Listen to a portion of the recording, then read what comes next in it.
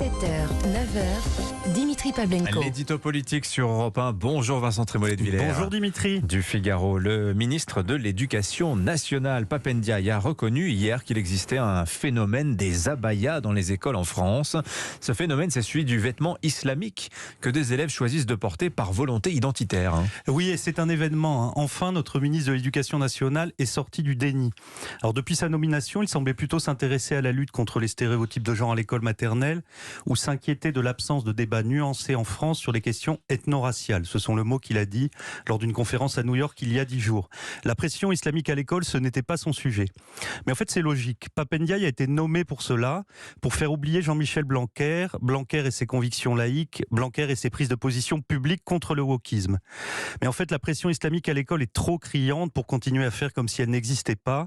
Donc après les revendications alimentaires, après les horaires aménagés des piscines, après le voile dans les sorties scolaires, voici le temps des camis et des abayas. Alors pour le moment, Vincent, il n'y a pas de chiffres fiables sur ce phénomène. Et d'ailleurs, le ministère a promis d'en donner très bientôt.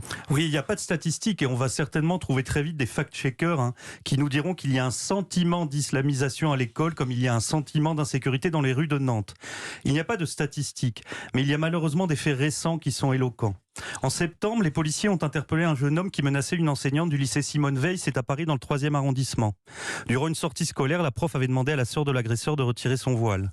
En juin, c'est au prestigieux lycée Charlemagne, dans le 4e toujours à Paris, qu'une conseillère principale d'éducation avait eu une altercation avec une élève qui refusait de retirer son voile. La fonctionnaire fut ensuite la cible de menaces de mort. Je vais te faire une Samuel Paty. Je vais te faire une Samuel Paty. Cette phrase épouvantable, Yanis Roder l'a entendue dans la bouche de quelques élèves. Yanis Roder, vous savez, c'est ce courageux professeur de ZEP en Seine-Saint-Denis. En 2002, il était l'un des auteurs de l'ouvrage Les territoires perdus de la République, un livre qui disait déjà tout. En 2022, son dernier essai sur la jeunesse et la République montre qu'en 20 ans, la situation a fortement empiré. On pourrait aussi citer Laurent Valogne, ce prof que vous avez reçu ici, ou encore Didier Lemaire, ce prof de philo de Trappes qui a dû renoncer à son métier. Et il y en a malheureusement beaucoup d'autres.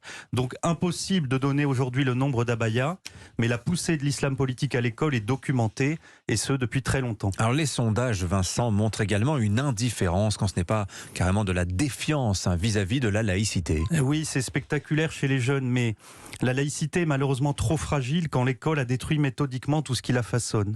On préfère l'inculture à l'instruction. On se complaît dans l'autodénigrement en réduisant notre histoire à une suite de crimes. On préfère l'extension infinie de l'individualisme à l'esprit civique.